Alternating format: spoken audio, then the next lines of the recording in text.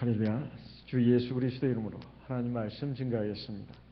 마태복음 21장 23절부터 27절까지 말씀을 읽겠습니다. 마태복음 21장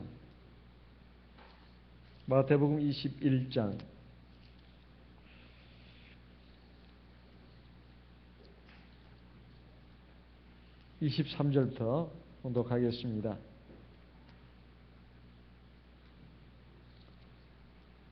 마태복음 21장 23절.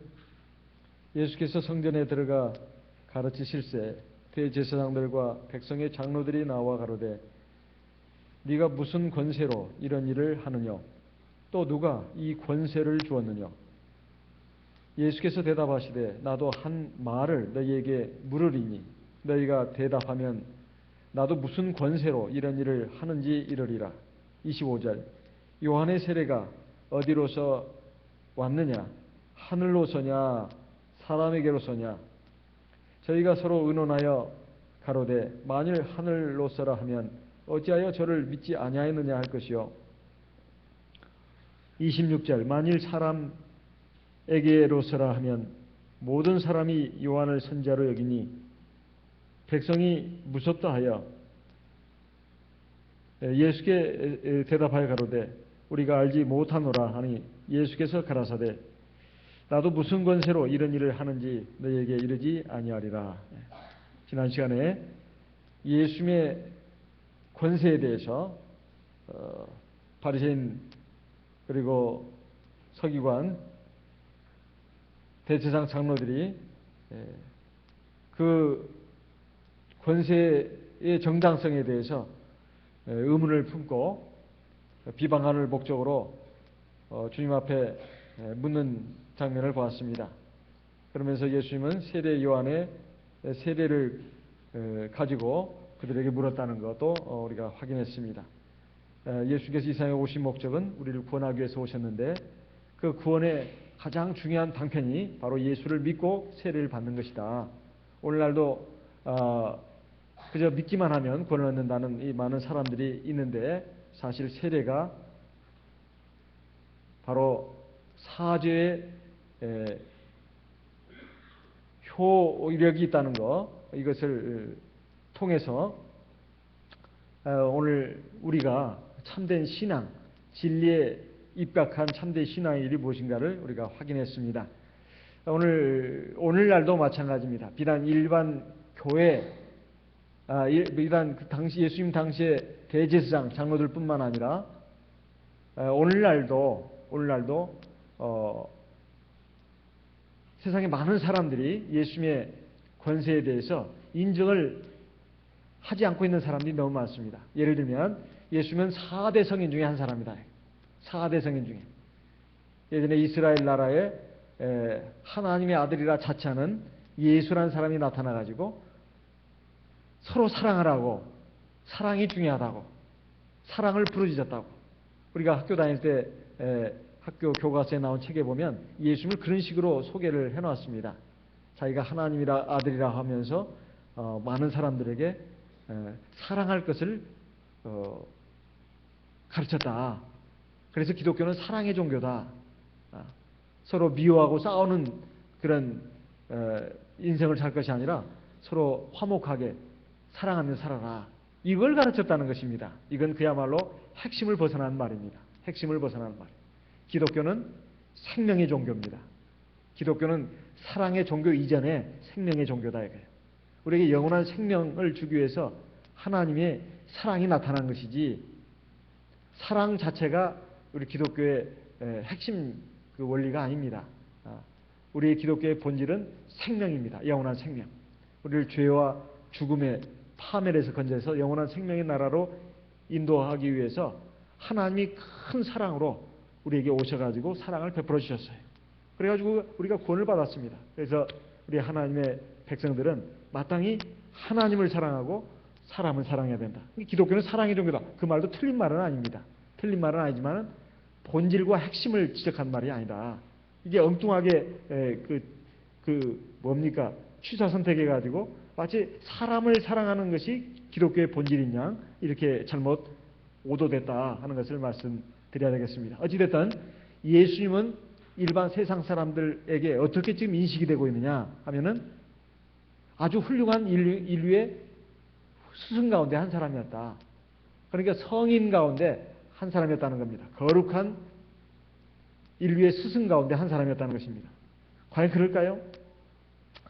예수님은 세례 요한에 의해서 지난 시간에 우리가 듣기를 그 하나님의 권위를 인정받았다 하는 것을 말씀을 드렸습니다.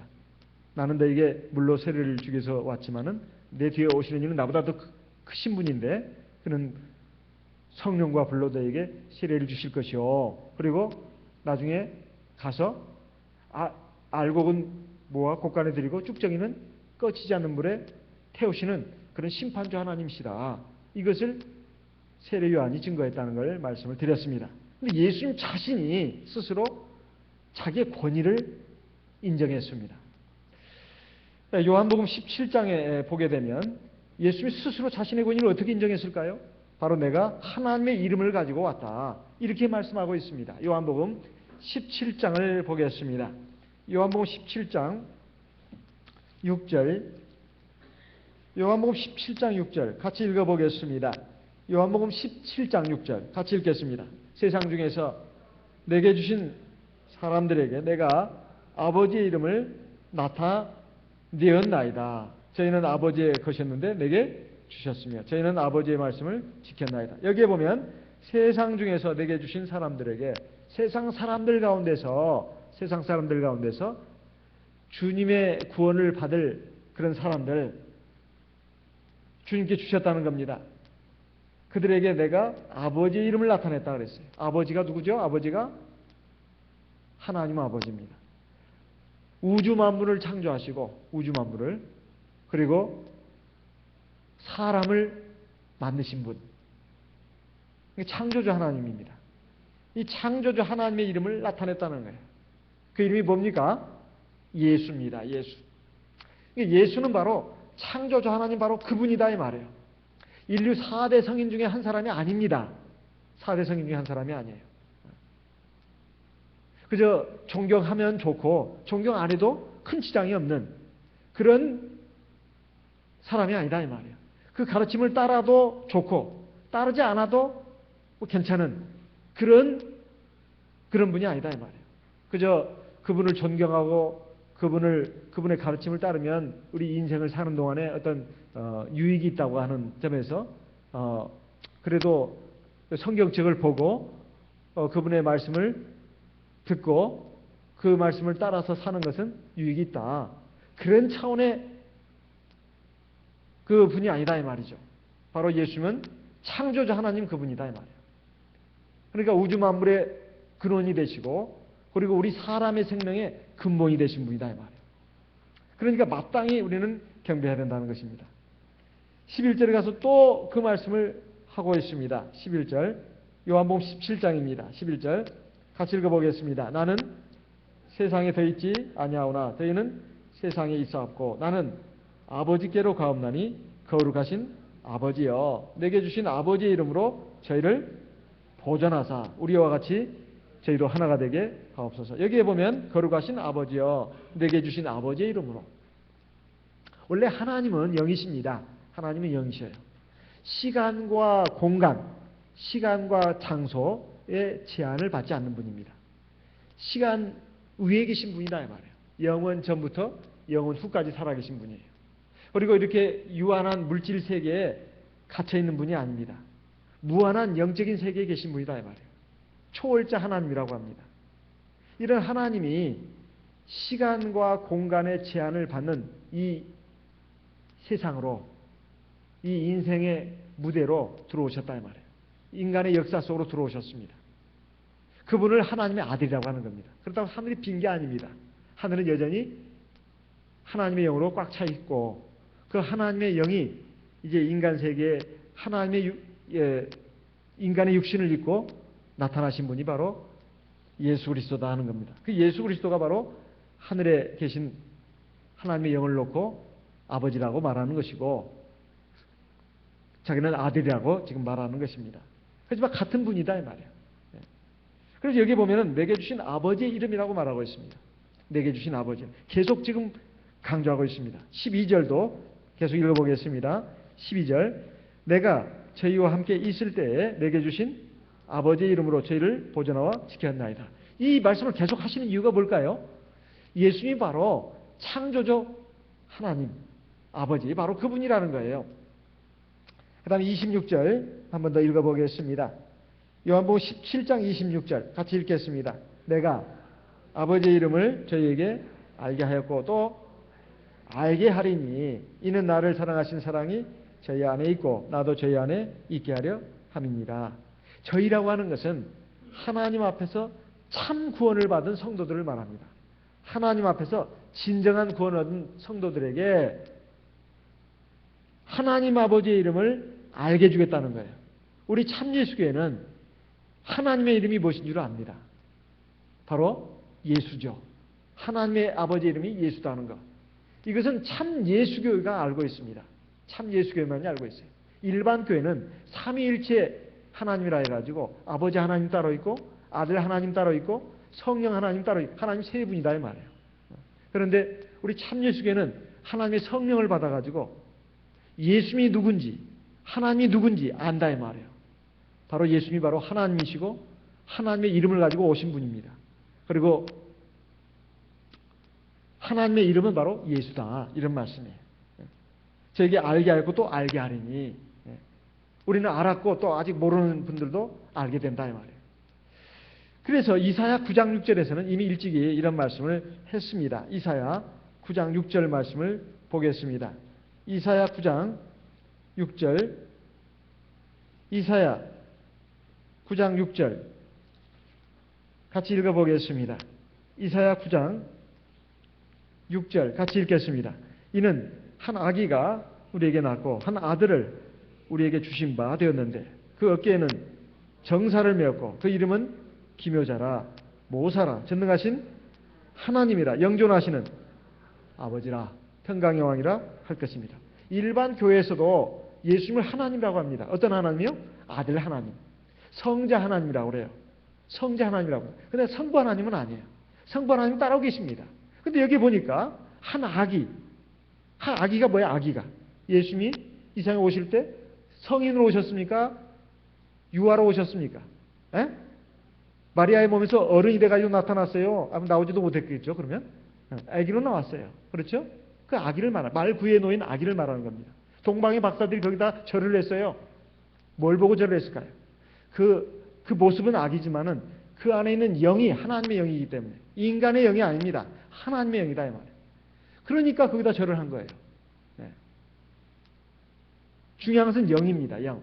예수님 안에 있는 영이 인간 예수의 영이냐 아니면 하나님 아버지의 영이냐. 아기 예수의 안에 있던 그 영은 인간 예수의 영이 아니라 하나님 아버지의 영입니다. 그래서 일반 교회에서 하나님이라고 하니까 어찌 우리하고 똑같은 걸로 생각을 하는데 아닙니다. 틀려요. 그들은 성자 하나님이라고 말합니다.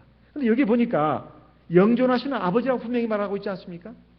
전능하신 하나님뿐만 아니라 영존하시는 영원히 살아계시는 아버지 하나님이다. 이렇게 말하고 있어요. 그래서 예수님께서 자기 권위를 아예 딱 이제 단도직입적으로 말씀한 장면이 요한복음 14장 9절에 나옵니다. 나를 본 자는 아버지를 봤다. 요한복음 14장 9절 말씀을 읽어보겠습니다. 요한복음 14장 9절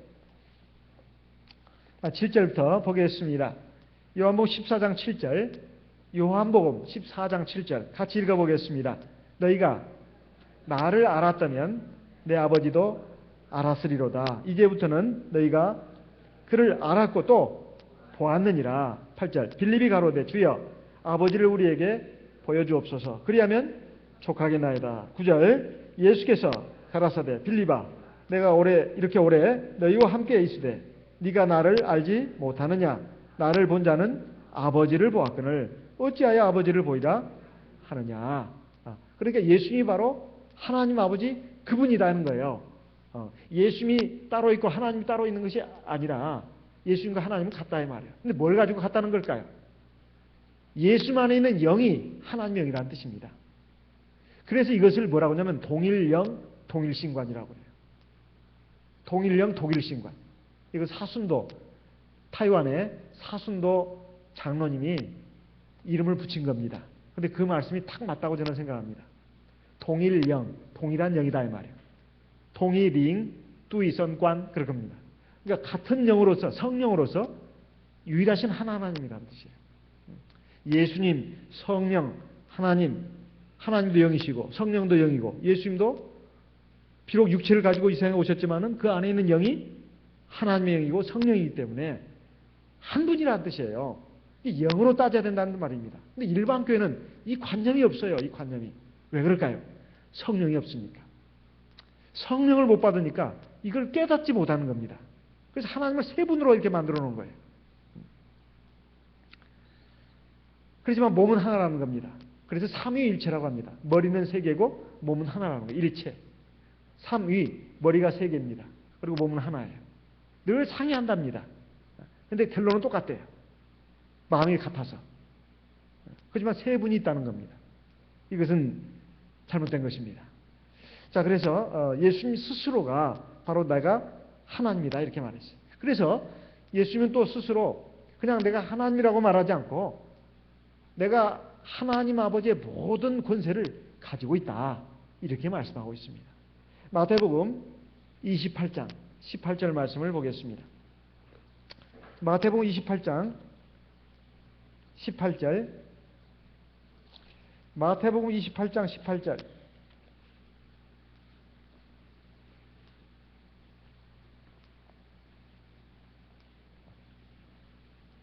같이 읽어보겠습니다. 마태복음 28장 18절 예수께서 나와 일러 가라사대 하늘과 땅의 모든 권세를 내게 주셨으니 여기 보시면 하늘의 권세, 땅의 권세 이걸 말합니다. 하늘은 지금 하나님이 계시고 땅은 인간들이 삽니다. 하늘에는 하나님이 계시죠. 근데 하나님의 하늘나라에 있는 하나님의 권세를 다 예수님이 가지고 있다는 겁니다. 땅에 있는 모든 권세도 예수님이 갖고 있어요. 그러면 일반 교회처럼 말한다면 하나님 아버지는 대체 꽝 아닙니까? 꽝. 그렇죠? 아무것도 없어요. 그저 아들이 다 권세 갖고 있어요. 아버지는 아무 권세도 없어요. 제가 어렸을 때 동네 친구 누나를 따라서 일반교회 몇 번 나갔습니다. 크리스마스 때. 그때 저는 어린 마음이지만 크리스마스 때 가서 이제 뭐 사탕도 몇 개 얻어먹고 그다음 공책 연필도 받고 그 정도 고맙게 생각합니다. 그런데 그때 참 이상하게 생각했어요. 왜 하나님 아버지도 있고 예수님도 아기 예수도 있는데 왜 예수님을 그렇게 막 믿어야 된다고 그러냐. 하나님은 아버지는 왜 안 믿고 그 의문이 제 마음속에 있었습니다. 그래서 일반교회 신과는 지금도 똑같습니다. 하나님 아버지가 따로 있고 아들 예수님이 따로 있는 겁니다. 이건 분명히 부인할 수 없는 사실이에요. 그러면 저는 생각에 아들을 굳이 왜 믿으려고 하느냐. 하나님 아버지를 믿으면 되지. 아버지가 최고 아니에요? 저 어린 마음에 그런 생각이 들었습니다. 여러분은 어떠십니까? 제가 복잡하게 생각한 걸까요? 제가 복잡하게 생각한 것입니까? 아니면 제가 무식해서 그런 걸까요? 제가 무식해서라기보다는 아주 기본적인 의문이라고 생각합니다. 당연히 아버지가 집안에서는 권세가 있죠. 아버지가 죽어서 없어지지 않는 한은 아버지가 제일 권세를 갖고 있는 것입니다. 근데 여기 보니까 하늘의 권세, 모든 권세입니다. 그것도 일부를 준 게 아니에요. 모든 권세입니다. 그리고 땅의 모든 권세를 예수님이 가지고 있다는 것입니다. 이 말은 뒤집어서 말하면 예수님이 바로 창조자 아버지 하나님 그분이라는 뜻입니다. 그래서 골로새서에서는 바울 사도도 그렇게 말을 했습니다. 골로새서 1장 15절 16절 말씀을 읽어보겠습니다. 골로새서 1장 15절 16절 말씀을 같이 읽어보겠습니다. 골로새서 1장 15절 16절 같이 읽어보겠습니다. 그는 보이지 아니하시는 하나님의 형상이요 모든 창조물보다 먼저 나신 자니 16절 만물이 그에게 창조되되 하늘과 땅에서 보이는 것들과 보이지 않는 것들과 혹은 보좌들이나 주관들이나 정사들이나 권세들이나 만물이 다 그로 말미암고 그를 위하여 창조되었고, 우리 눈에 보이는 우주 만물뿐만 아니라 눈에 보이지 않는 세상의 권세, 가령 대통령, 왕, 또 높은 관직이 있는 사람들, 또는 돈 있는 부자들, 세력가들이 가진 권세도 하나님의 권세 아래에 있다는 것입니다. 그것이 하나님이 이렇게 나눠주신 거라는 뜻이에요. 나눠주셨다는 뜻입니다. 그러니까 우리가 세상의 왕이나 권력자나 그리고 세상에 세력이 있는 사람들을 무수할 이유가 없어요. 무수할 이유가 없습니다. 오직 하나님만을 무수하면 돼요. 마치 다니엘의 세 친구들이 느부갓네살 왕의 그 불같은 그 위세에 눌려가지고 막 쉽게 말하면 굴복한다거나 그러지 않았지 않습니까? 용기 있게 우상에 절하지 않고 그걸 거부했습니다. 금신상에 절하지 않았단 말이죠. 비록 풀물 속에 던져졌지만은 하나님이 지켜주셨습니다. 이건 하나님의 권세가 크다는 걸 말합니다. 그리고 이 여기에 보면 모든 만물이 하나님에 의해서 예수님에 의해서 창조됐다고 나옵니다. 그러면 구약 성경을 보면 사실 하나님이 이 천지 만물을 창조했다고 나옵니다. 대체 여기는 예수님에 의해서 창조됐다고 그러고 구약 성경은 하나님이 창조하셨다고 창세기 1장부터 보면 나오지 않습니까? 이사야 44장 24절 말씀을 보겠습니다. 이사야 44장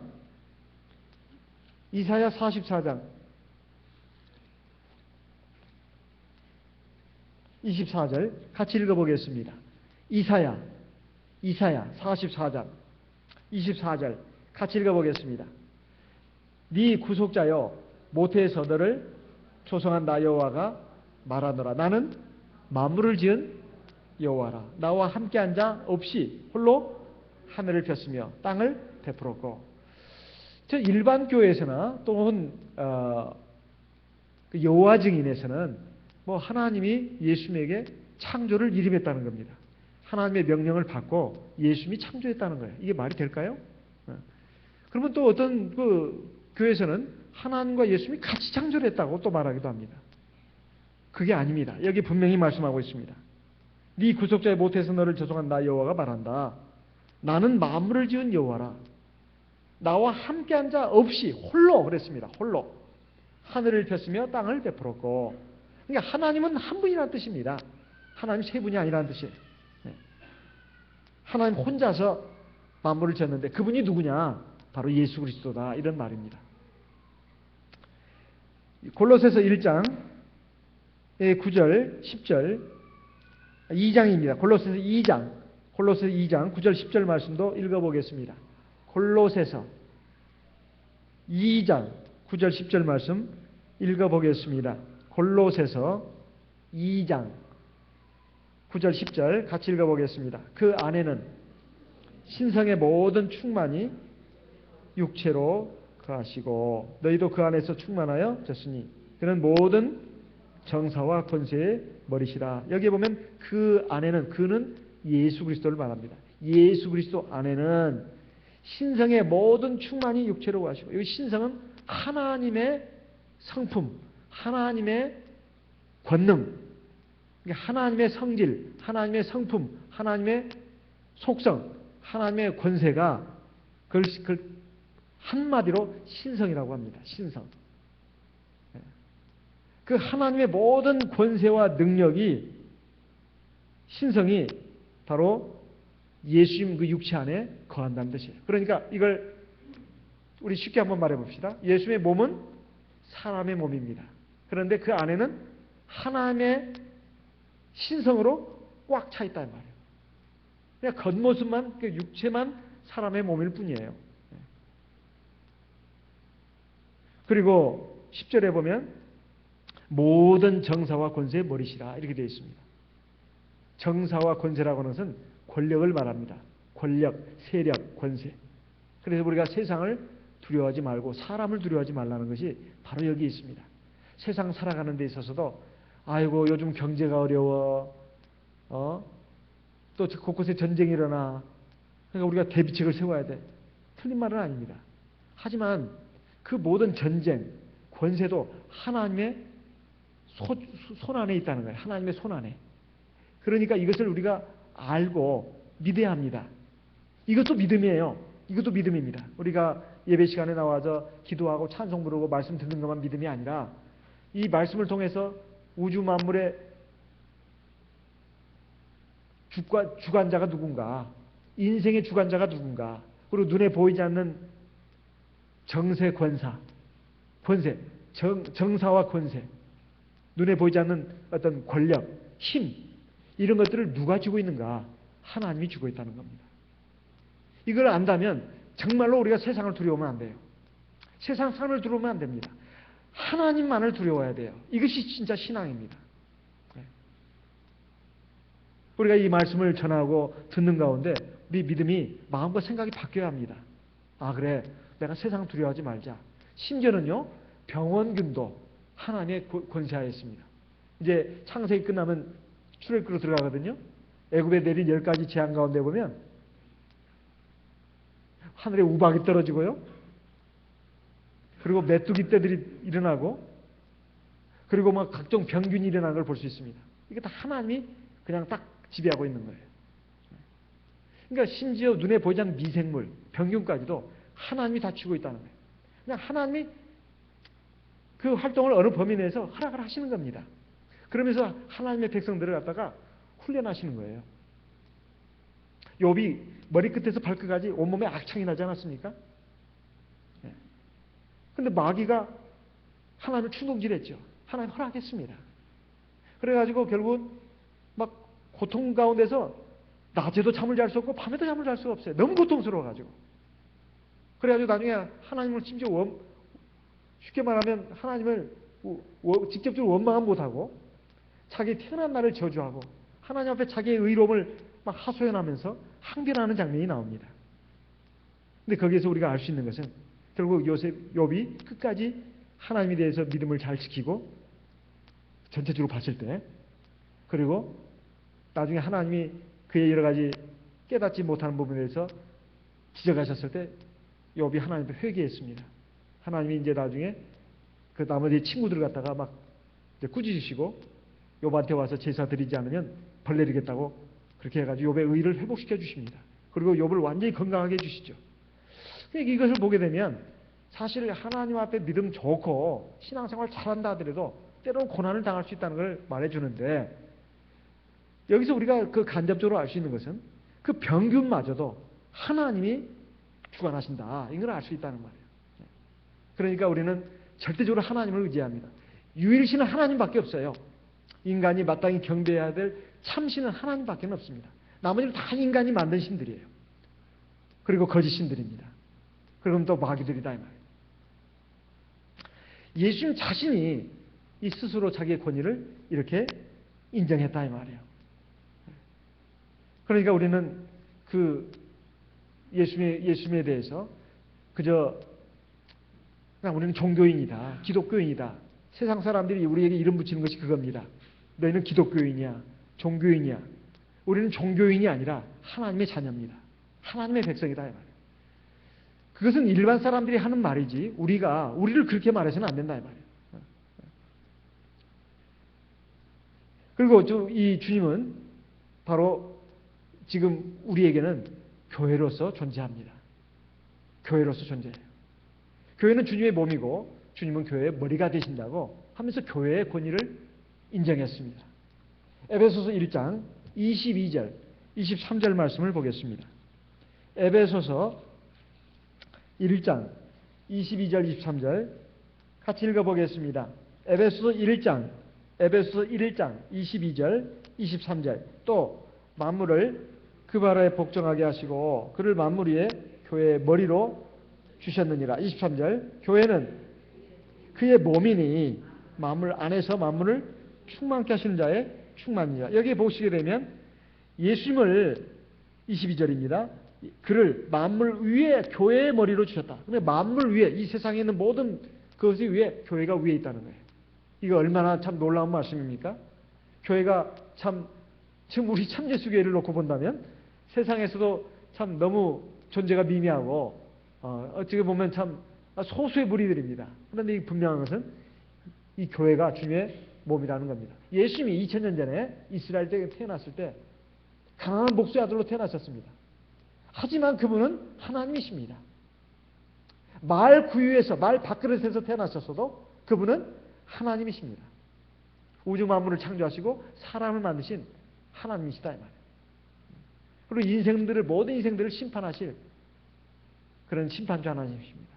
우리 인류를 위해서 고난하게 오신 구원자이십니다. 그 분이 바로 이제 자기의 피로 이 교회를 세우셨습니다. 그래서 교회는 바로 주님의 몸인데 만물 위에 있다 이 말이에요. 그리고 23절에 교회는 그의 몸이니 만물 안에서 만물을 충만케 하신 자의 충만이다. 이렇게 되어 있는데요. 특별히 22절 후반부에 보면 그를 만물 위에 교회의 머리로 주셨다. 이렇게 되어 있습니다. 그러니까 교회가 참 특이하죠. 교회는 주님의 몸이고 교회의 머리는 주님이시고. 자, 그러니까 우리가 교회에 오면 사실은 경건한 두려움을 가져야 합니다. 교회에서는 우리가 예배 드릴 때뿐만 아니라 참 사실 천주교나 천주교인들이나 그리고 이슬람교인들을 보게 되면 또 불교인들을 보게 되면 그들이 사원에 갔을 때 굉장히 경건하게 합니다. 예. 여러분 천주교 한번 가보셨어요? 저희 집 근처에도 천주교가 있습니다. 이제 마리아상도 있고. 그러면 가면은 마당에서부터 마리아상 앞에 먼저 이렇게 기도하고 갑니다. 예. 천주교 사람들 저도 어렸을 때 몇 번 들어가 봤어요. 놀러. 예. 그리고 제가 청년이 돼가지고 명동 성당에 들어가 봤습니다. 굉장히 경건하게 합니다. 굉장히 경건하게 해요. 그리고 예배 시간에는 정말 떠드는 사람이 없어요. 조용하게 아주 하나님이 계시는 것처럼. 사실은 성령도 없고 진리도 없는 이런 사람들이 어떻게 이렇게 경건하게 하는가 정말 놀랄 정도예요. 그러니 교회 안에서 사실 막 혈기를 부린다거나 또는 뭐 못된 말을 한다거나 또는 불신앙적인 말을 한다거나 이거 생각할 수 없는 일입니다. 그러니까 불교도 그렇고 그 다음에 이슬람교도 그렇고 천주교도 그렇고 참 이걸 보면서 우리가 참 많이 그런 점 배워야 된다 이런 생각이 듭니다. 배워야 된다 그런 생각이 들어요. 우리가 좀 성령도 있고 진리도 있는데 우리가 그런 모습을 못 갖추고 교회 안에서 심지어 예배 드리는 순간에도 딴짓을 하고 있다 이거예요. 그건 안 되는 일입니다. 예배 드리는 시간에는 마땅히 하나님 앞에 있으니까 정말 경건한 자세로 드려야 된다 이 말이에요. 물론 육신이 피곤하니까 때로 졸 수는 있습니다. 그건 어쩔 수 없는 일이죠. 좀 의도적으로 막 딴짓을 해서는 안 된다. 막 스마트폰을 가지고 이렇게 한다거나 우리는 대방교는 없는 도라고 저는 생각합니다. 제가 직접 본 적은 없으니까. 하지만 다른 교회에서 아마 그런 일이 있을 것 같습니다. 또 옆 사람하고 자꾸 뭔 얘기를 한다거나. 이러면 안 된다 이 말이에요. 네. 그래서 참 이 교회는 주님의 몸이기 때문에 예배 드리는 순간뿐만이 아닙니다. 교회 안에서는 회의할 때라든가 아니면 성도들과 교제할 때라든가 또는 봉사할 때 절대 인간의 감정이나 혈기를 드러내면서 해서는 안 된다 이 말이에요. 이것은 과거에 우리 선배 목자님도 계속 배운 내용이고 사실은 그게 맞는 말씀입니다. 그래서 우리가 항상 초심으로 돌아가야 된다. 처음에 교회 나오는 사람들은 다 어리벙벙하잖아요. 예? 어리벙벙하잖아요.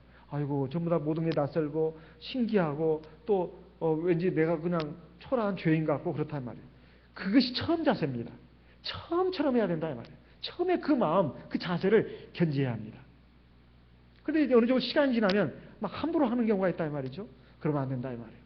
내가 혹시라도 그렇게 변질됐다면 빨리 처음으로 돌이켜야 합니다. 그래서 교회에 권세가 있다 이 말이에요.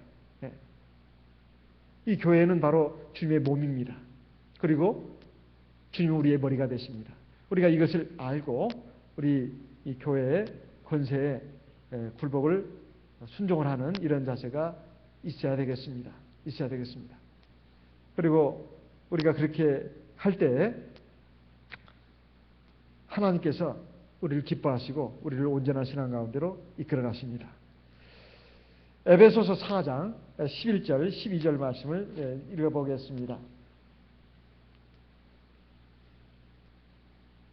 에베소 4장 11절 12절 그가 혹은 사도로 혹은 선자로 혹은 복음 전하는 자로 혹은 목사와 교사로 주셨으니 12절 이는 성도를 온전케 하며 봉사의 일을 하게 하며 그리스도의 몸을 세우려 하십니다. 그러니까 교회에 직분이 많이 있지만은 특별히 이 가르치는 사람들을 이 앞에 내세운 이유가 바로 교회 생활하는 목적이 뭔가?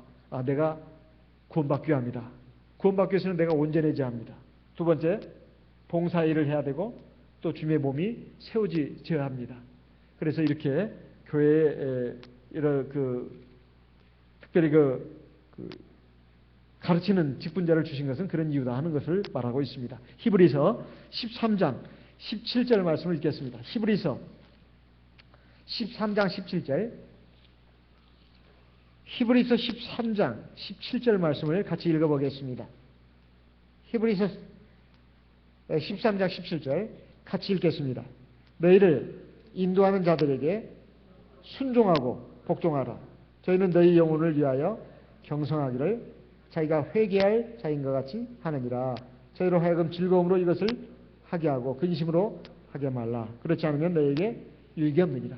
학교에 가면 선생님 말씀 드려야 되고 병원에 가면 의사 선생님 말씀 드려야 합니다. 교회에 오면 주의 종의 말을 드려야 된다. 이렇게 보통 말을 합니다. 이것은 당연한 말이고 상식적인 말입니다. 그러니까 그것은 자기를 위해서 그렇게 해야 된다. 이런 말씀입니다. 어쨌든 우리가 교회 생활을 하는 데 있어서 우리가 믿음으로 항상 생각하고 신앙생활을 해야 되겠다. 이런 마음을 가져야 되겠습니다. 그것은 바로 자기를 위해서, 자기 구원을 위해서 그렇게 해야 된다는 뜻입니다. 자, 오늘날도 많은 세상 사람들이 예수님이 바로 하나님인 것을, 구원자인 것을, 그 권위를 인정하지 않고 있습니다. 이것은 대단히 불행한 노릇입니다. 하지만 이것이 원래 인간은 죄인으로 태어났기 때문에 그 어두움이 가득 차 있습니다.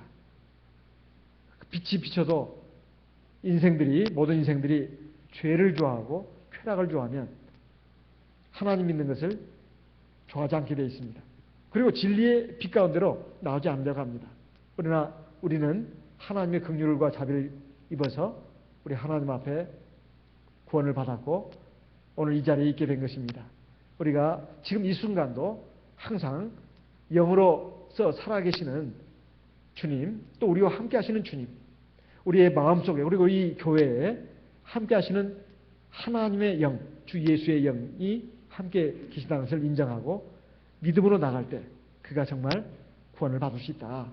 사실 그 당시에 대제사장, 장로들이 아주 어려서부터 종교생활, 신앙생활을 해온 사람들입니다. 그리고 신앙생활로 아예 그냥 물이 든 사람들이에요.